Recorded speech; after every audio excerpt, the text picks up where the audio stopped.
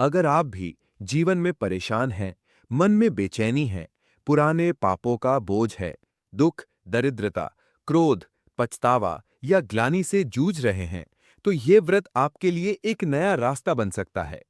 जो व्यक्ति कामिका एकादशी का व्रत करता है, वो पितृदोष, पूर्व जन्म के पाप और इस जन्म की हिंसा, यहाँ तक कि किसी की हत्या जैसे महापाप से भी मुक्त हो सकता है। क्या आपने कभी ऐसा महसूस किया है कि आपके जीवन में कुछ अधूरा सा है? जैसे कोई बोझ है, कोई पछतावा जो आपको अंदर ही अंदर खा रहा है? या कभी ऐसी गलती का अफसोस किया है जो शायद जानबूझकर नहीं हुई, पर उसका असर आज भी आपके जीवन पर है? दोस्तों, आज हम बात करने वाले हैं एक ऐसे दिव्य व्रत की जिसका नाम है कामिका एकादशी। ये व्रत सिर्फ एक परंपरा नहीं, ये है भगवान विष्णु की करुणा को पाने का रास्ता, एक ऐसा मार्ग जो आपके जीवन के पापों, कष्टों और दुखों से मुक्ति दिला सकता है। इस वीडियो में हम जानेंगे एक ऐसी कथा जिसने एक पापी को भी मोक्ष दिलाया, कामिका एकादशी का सही महत्व, इस दिन का वास्तविक रहस्य और कैसे एक सामान्य व्यक्ति भी इस व्रत के जरिए ईश्वर की कृपा पा सकता है। एकादशी का रहस्य केवल व्रत नहीं, चेतना का विस्तार। हिंदू धर्म में एकादशी तिथि का विशेष महत्व है। हर माह दो एकादशी आती हैं, एक शुक्ल पक्ष में और एक कृष्ण पक्ष में। इन दोनों में भगवान विष्णु की पूजा होती है और यही वो दिन होता है जब संसार का पालनकर्ता स्वयं जागृत अवस्था में होते हैं। ऐसा माना जाता है कि एकादशी के दिन व्रत रखने से केवल शरीर नहीं, बल्कि मन और आत्मा भी शुद्ध हो जाते हैं। ये दिन सिर्फ उपवास का नहीं है, ये है अपने भीतर झांकने का समय। जब हम खाने, चिंता, लोभ, वाणी, नींद, हर चीज से खुद को दूर रखते हैं, तभी हमें सच्चे स्व की अनुभूति होती है। लेकिन सवाल उठता है, इतने सारे व्रतों में कामिका एकादशी ही क्यों विशेष है? कामिका एकादशी का परिचय। श्रावण मास की पुण्यदायिनी एकादशी। कामिका एकादशी हर वर्ष श्रावण मास के कृष्ण पक्ष की एकादशी तिथि को आती है। श्रावण मास, जिसे भगवान शिव का महीना कहा जाता है और विष्णु पूजा का पर्व भी माना जाता है, ऐसे में इस एकादशी का महत्व कई गुना बढ़ जाता है। इस दिन भगवान विष्णु की पूजा करने से सभी पाप नष्ट हो जाते हैं।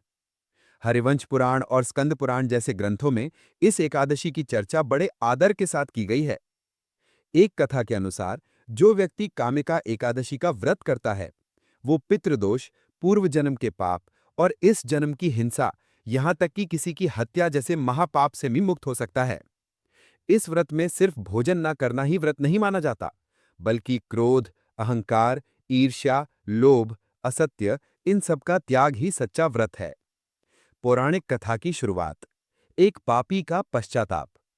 अब मैं आपको सुनाने जा रहा हूं एक ऐसी कथा जो न केवल दिल को छूती है, बल्कि सोचने पर मजबूर करती है।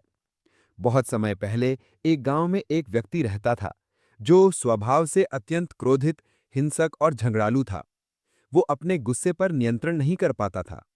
एक दिन किसी छोटे विवाद में उसने एक ब्राह्मण की हत्या कर दी। पूरा गांव हिल गया। लोगों ने उसे श्रापित कहा, समाज से बहिष्कृत कर दिया। वो व्यक्ति खुद को एकांत में ले गया।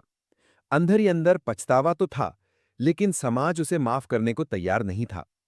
उसने कई प्रयास किए, कई यज्ञों में भाग लिया, कई संतों के पास गया, लेकिन शांति नहीं मिली। एक दिन एक महान ऋषि उसके गांव आए। उस पापी ने उनके चरणों में गिरकर कहा, हे महात्मन, क्या मेरी कोई मुक्ति नहीं? क्या मुझे जीवन भर इस अपराध बोध के साथ जीना होगा? ऋषि मुस्कुराए। उन्होंने कहा, हे पुत्र, भगवान विष्णु की शरण में जाने से बड़ा कोई उपाय नहीं। और श्रावण मास की कामिका एकादशी वो अवसर है जहां तुम अपने पापों से भी बड़ा पुण्य अर्जित कर सकते हो। उस व्यक्ति ने उन्हें प्रणाम किया और निश्चय किया कि वो इस एकादशी का व्रत पूरी श्रद्धा से करेगा। उन्होंने उसे तुलसी के पत्तों का महत्व बताया। तुलसी के बिना भगवान विष्णु की पूजा अधूरी मानी जाती है। इस दिन तुलसी पत्र अर्पित करने से करोड़ों यज्ञ के बराबर पुण्य मिलता है। उस व्यक्ति ने व्रत की तैयारी शुरू की। पूर्व रात्रि में ही उसने सात्विक भोजन किया और रात्रि को ब्रह्मचर्य का व्रत रखा। सुबह जल्दी उठकर स्नान किया, गाय के गोबर और गंगा जल से पूजा स्थान को शुद्ध किया।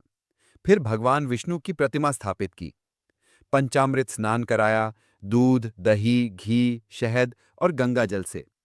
फिर तुलसी, पीले पुष्प, धूप, दीपक, नैवेद्य, फल अर्पित कर भगवान की आराधना की। उसने पूरे दिन उपवास रखा, न जल न अन्न। मन, वाणी और शरीर तीनों से संयमित होकर ओम नमो भगवते वासुदेवाय का जाप किया। उस रात्रि उसने जागरण किया, न कोई मनोरंजन, न आलस्य, बस ईश्वर का स्मरण। एकादशी का मतलब सिर्फ उपवास नहीं, आत्मिक अनुशासन है। कामिका एकादशी श्रावण मास की सबसे पुण्यदायिनी तिथि है। एक हिंसक और अपराधी भी इस व्रत के जरिए मोक्ष की ओर अग्रसर हुआ। भगवान विष्णु की शरण में आकर उसने अपना जीवन ही बदल दिया। जब वो व्यक्ति रात्रि जागरण कर रहा था, उसने भगवान विष्णु की मूर्ति के सामने दीप जलाकर कानों में तुलसी पत्र डालकर जाप शुरू किया। ओम नमो भगवते वासुदेवाय। धीरे धीरे उसके मन का बोझ हल्का होने लगा। उसका क्रोध, जो कभी उसकी पहचान था, अब भक्ति और नम्रता में बदल चुका था। तभी आधी रात के समय एक तेज प्रकाश उसके समक्ष प्रकट हुआ। वो चौंका, पर भयभीत नहीं हुआ। प्रकाश के मध्य में स्वयं भगवान विष्णु प्रकट हुए। उन्होंने कहा, हे पुत्र, तुमने अपने पाप को स्वीकार किया, पश्चाताप किया और सच्चे हृदय से मेरी भक्ति की। यही एक सच्चे भक्त की पहचान है। तुम्हें क्षमा किया जाता है। तुम्हारा पाप अब राख हो चुका है। तुम्हें जन्मों जन्मों का मोक्ष प्राप्त हो। वो व्यक्ति आनंद से भर गया। उसने एक नई चेतना का अनुभव किया, एक शुद्ध, शांत और पवित्र आत्मा।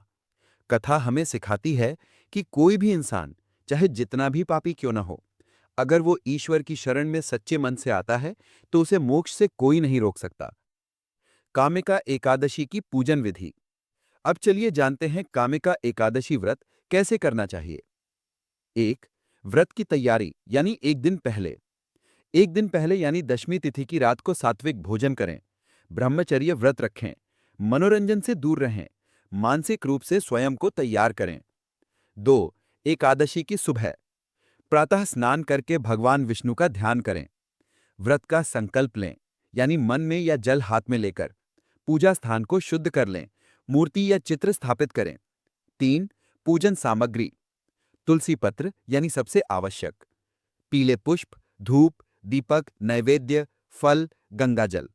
पंचामृत, दूध, दही, घी, शहद, शुद्ध जल। श्री विष्णु सहस्त्रनाम या ओम नमो भगवते वासुदेवाय का जाप करें। 4. व्रत के नियम। उपवास करें। निर्जला व्रत सबसे उत्तम माना जाता है, लेकिन शारीरिक क्षमतानुसार फलाहार भी कर सकते हैं।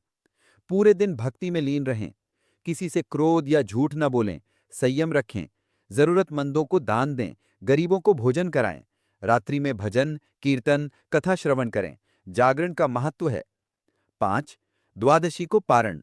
अगले दिन ब्राह्मण भोजन कराएं या किसी भूखे को खाना दें। फिर व्रत का पारण करें, यानी अपना व्रत पूर्ण करें। अन्न और जल ग्रहण करें। ग्रंथों में क्या कहा गया है? स्कंद पुराण में कहा गया है, जो व्यक्ति कामिका एकादशी का व्रत करता है, वो गंगा स्नान, कुरुक्षेत्र दान और गौदान जैसे पुण्य प्राप्त करता है। पद्म पुराण कहता है, इस एकादशी का पुण्य करोड़ों सूर्य ग्रहण काल के दान से भी अधिक है। गरुड़ पुराण में कहा गया है कि जो मनुष्य इस दिन तुलसी अर्पित कर भगवान विष्णु की पूजा करता है, वो सभी जन्मों के पापों से मुक्त होकर वैकुंठ धाम को प्राप्त करता है। अब बात करते हैं, क्या व्रत रखने के पीछे कोई वैज्ञानिक आधार भी है? 1. शारीरिक डिटॉक्स। व्रत के दौरान उपवास करने से पाचन तंत्र को आराम मिलता है। शरीर में जमा टॉक्सिन्स बाहर निकलते हैं। 2. मानसिक संतुलन। एकादशी पर ध्यान और भक्ति करने से स्ट्रेस कम होता है। मन को एकाग्रता मिलती है। 3. आत्मिक अनुशासन। जब हम वाणी, मन और शरीर तीनों पर संयम रखते हैं, तो हमारा आत्मबल बढ़ता है। 4. नींद का नियंत्रण और मेडिटेशन। रात्रि जागरण हमें हमारी आत्मा से जोड़ता है। ये एक प्रकार का डिटॉक्स है, शरीर, मन और आत्मा तीनों के लिए। असली जीवन से जुड़े चमत्कारिक अनुभव। भारत के कई गांवों और शहरों में लोगों ने इस एकादशी के अनुभव साझा किए हैं। एक बुजुर्ग व्यक्ति राजस्थान, 70 की उम्र में व्रत शुरू किया और कहते हैं कि पहली बार लगा जैसे भगवान मेरे पास बैठे हैं। जीवन से जुड़ाव। क्या हमें ये व्रत करना चाहिए? तो सवाल ये है क्या ये व्रत हमारे लिए जरूरी है? अगर आप भी जीवन में परेशान हैं, मन में बेचैनी है, पुराने पापों का बोझ है, दुख, दरिद्रता, क्रोध, पछतावा या ग्लानि से जूझ रहे हैं, तो ये व्रत आपके लिए एक नया रास्ता बन सकता है। ये केवल धार्मिक क्रिया नहीं है, बल्कि अपने आप से मिलने का दिन है। जय श्री हरि, जय श्री विष्णु।